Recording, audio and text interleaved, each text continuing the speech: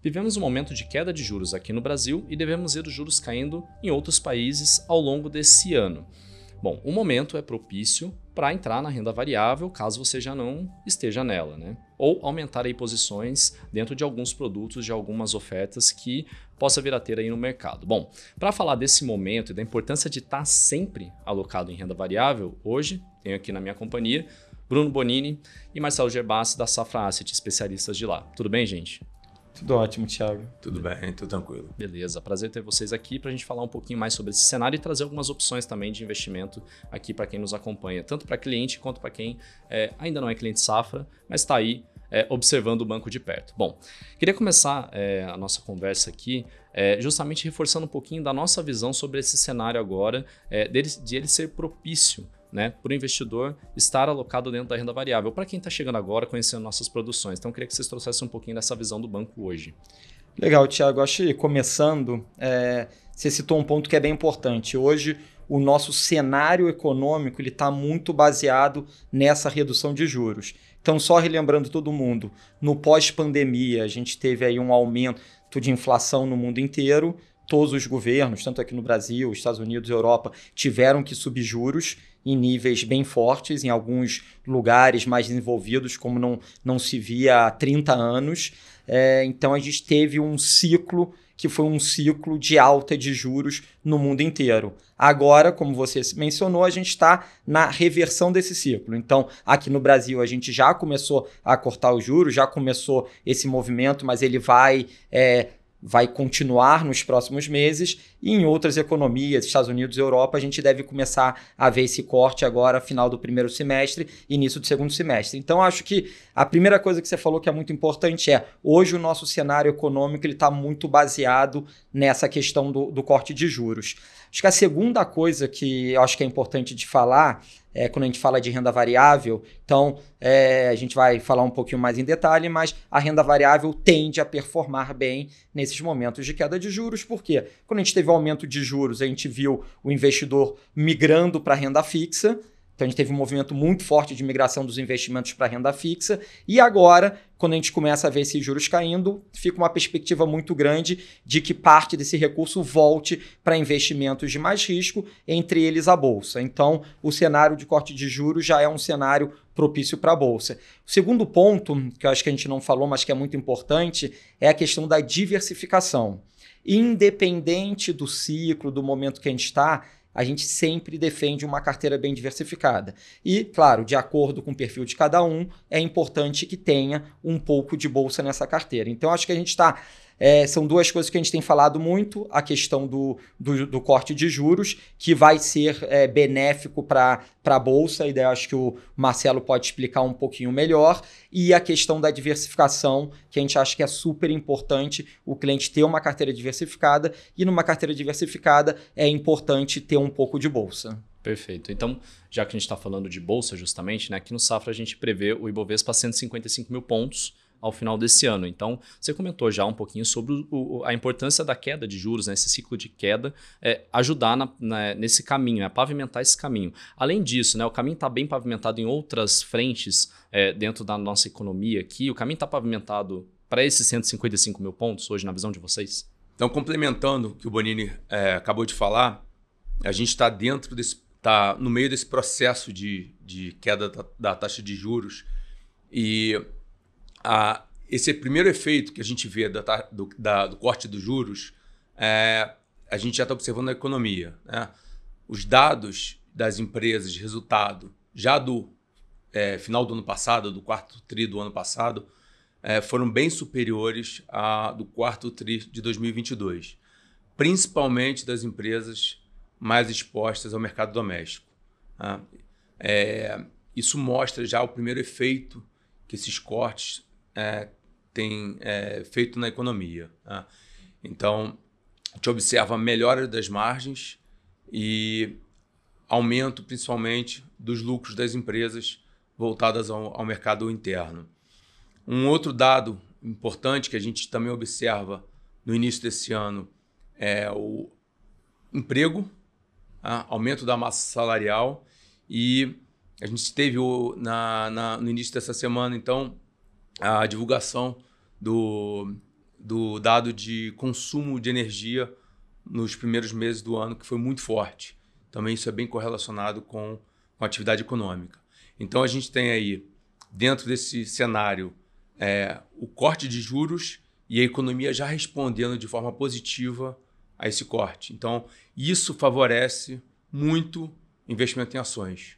Por quê? Porque a lucratividade das empresas melhora e isso tende a se refletir na precificação das ações. Tá certo. E, bom, já que a gente está falando especificamente, né, aí da Bolsa, sobre ações, uma coisa que alguns investidores pensam é sempre em tentar acertar o timing perfeito, o ponto perfeito de entrada e saída às vezes, de uma ação ou outra específica, né? Mas aqui a gente sempre prega, né, e preza por isso, pela importância de sempre estar alocado na renda variável como um todo e às vezes até com apoio mesmo profissional e tal, justamente para isso. Então, mas antes de falar de algumas opções, de repente, que podem ser interessantes para o investidor que ainda não está alocado, né, eu queria que você falasse um pouquinho sobre a quais riscos o investidor está exposto no caso de ele tentar acertar o ponto perfeito, né? A gente sabe que não é uma prática ideal, né? Ainda mais para investidores que às vezes não são profissionais, não são qualificados, enfim.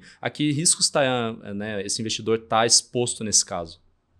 Eu acho que é um bom ponto, Thiago. É uma coisa que a gente fala muito na Asset, a gente tem que na Safra Asset mais de 50, 60 pessoas dedicadas a investimento. Essas pessoas ficam o dia inteiro olhando investimento, estudando os mercados, e mesmo esse time, claro que não é fácil você acertar o time do que vai subir, do que vai cair. Imagina uma pessoa, um investidor sozinho em casa, só lendo os relatórios. Então, acertar o timing é muito difícil. Acho que aqui tem 2 pontos que eu acho legal a gente explorar. O primeiro é o que a gente já falou anteriormente, que os índices acionários tendem a performar melhor nos movimentos de queda de juros, exatamente pela migração de recursos que a gente falou. Então, a gente até tem um gráfico que a gente vai mostrar aqui, que eu acho que fica evidente para todo mundo nos últimos cortes, nos últimos ciclos de corte de juros, que os índices acionários foram bem. Então, acho que a primeira coisa é, pelo ciclo de mercado, como a gente falou, corte de juros é um bom momento, e pelo que o Marcelo já falou também, o caminho está bem pavimentado. Então, eu acho que isso é uma coisa importante. Agora, tem um segundo ponto que não se fala tanto, mas que é o quê? Os ganhos de bolsa, eles acabam sendo muito concentrados. Estão concentrados em um pregão, em uma semana, em um mês. Então, vou dar até um exemplo, e daí depois eu acho que o Marcelo pode falar um pouco mais de longo prazo, mas no ano passado. Então, quem acompanha o mercado de perto, a gente viu ano passado, em novembro e dezembro, a bolsa andando muito forte. Então, em novembro, ela valorizou mais de 12%, em dezembro, mais de 5%. Então, grande parte do ganho da bolsa no ano ficou concentrada em novembro e dezembro. Então, eu dou um exemplo real. Eu tive conversas com investidores no final do ano que eles falaram, legal, pô, interessante esse case, eu quero voltar para a bolsa, mas eu vou esperar um pouco. Vou esperar cortarem juros nos Estados Unidos ou os juros ficar um pouco mais baixo aqui no Brasil. Esse investidor que não entrou, queria entrar na bolsa, mas não entrou no final do ano, ele já perdeu aí um rally de quase 20%. Então, a questão de você... Então, eu volto para aquilo que a gente falou no começo, a diversificação e você ter estruturalmente uma posição em bolsa. Por quê? Se você ficar tentando acertar o momento de entrada e de saída, o que a gente vê, os estudos comprovam isso, é que normalmente o investidor ele erra esse timing e ele acaba deixando o dinheiro na mesa. Então, esses movimentos acabam sendo concentrados ao longo do tempo, então muitas vezes o investidor que está entrando e saindo, ele perde esses movimentos. Então acho que questão da diversificação e principalmente a questão do olhar de longo prazo para a bolsa são os diferenciais para uma boa alocação de bolsa. Tá certo. Você quer complementar, Marcelo? Também? A gente tem um estudo que a gente vai apresentar aí agora na tela, ele mostra que a bolsa no longo prazo, e esse estudo desde 67, né, o Ibovespa concatenado com o IBX e o índice de inflação também concatenado, por questões mais de metodologia. Né? Até determinado momento a gente tinha o GPDI, depois com o IPCA a gente achou que faria mais sentido trocar o indexador de inflação. E o Ibovespa, e depois com o IBX, que ele tem uma construção como índice de ações melhor do que o Ibovespa. Então, só que ele não era tão antigo, por isso que a gente faz esse estudo concatenado. E é interessante observar que, desde a de 67 até agora, o retorno real da Bolsa, né? Então, já descontando a inflação, na casa de quase 10.000%. Né? Mas se você tira o melhor mês desse período, o retorno cai quase pela metade. Tá? E se você tirar os 10 melhores meses nesse período todo de 56 anos, o retorno real é zero. Então, é como se você tivesse só mantido o valor em termos reais do início da aplicação. Então, é aquilo que o Bonini falou, é importantíssimo ter uma alocação de longo prazo e toda vez que a gente tenta acertar esse timing de entrada e saída da Bolsa, a chance de acerto é muito baixa. Né? Então, você perdeu o melhor mês do ano, você praticamente tende a perder grande parte da performance. Né? Por quê? Porque é natural, né, que a Bolsa, ainda mais no ambiente que a gente está de uma economia saindo de um processo ainda em recuperação, é natural que ainda tenha um pessimismo em relação à economia. E quando a gente tem essa recuperação vem muito rápida. Né? Então, por isso que é importante essa alocação de longo prazo, evitando esse entra e sai. Porque quando você normalmente, quando você sai por conta de um ambiente muito ruim, você está saindo exatamente na baixa. Né? E quando você entra num ambiente mais de euforia, né, de otimismo em relação ao mercado de ações, você está entrando na alta. Então, por isso que é importante essa alocação de longo prazo. E esse estudo mostra exatamente isso.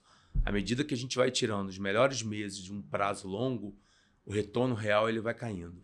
Só complementando, Thiago, acho que o que o Marcelo falou, acho que primeiro isso é um erro comum do investidor. Todo mundo já ouviu essa frase, compra na alta, vende na baixa, né? Então, são alguns desses vieses comportamentais que o investidor tem.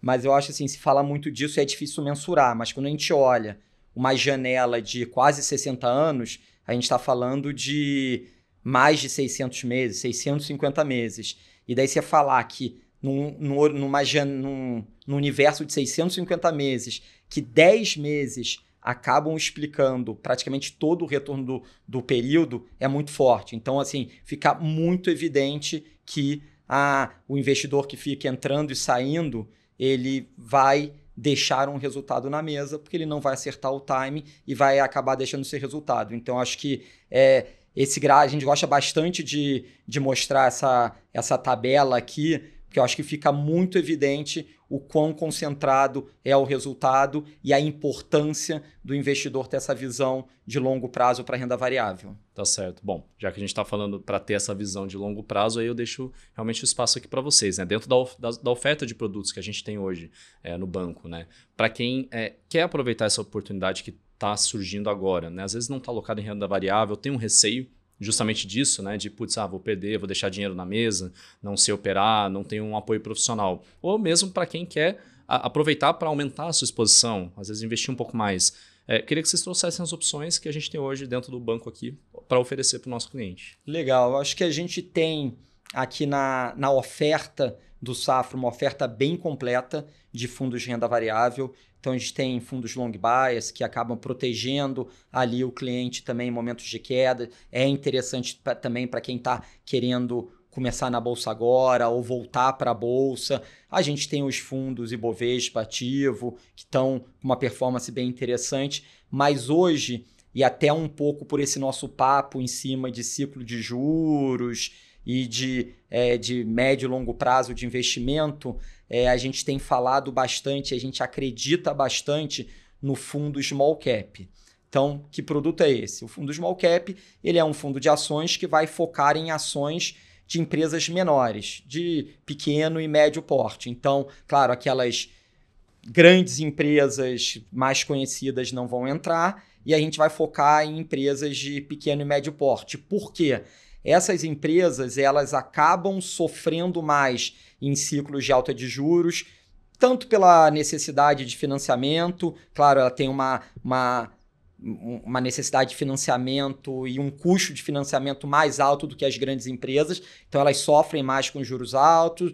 Muitas dessas empresas têm uma exposição maior ao cenário doméstico, então também acabam sofrendo, mas é uma estratégia que nesse cenário que a gente tem hoje, e daí o Marcelo ele vai poder explicar um pouco melhor por que a gente gosta tanto desse case e por que a gente acredita que esse case vai ser vencedor olhando para frente.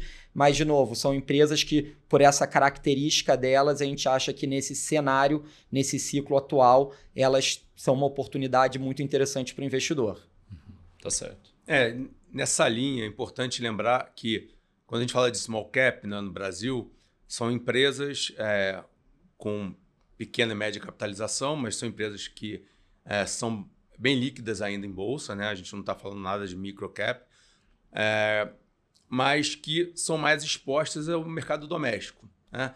Que sofrem, como ele falou, com a alta de juros, mas também que se beneficiam mais com a queda dos juros, né?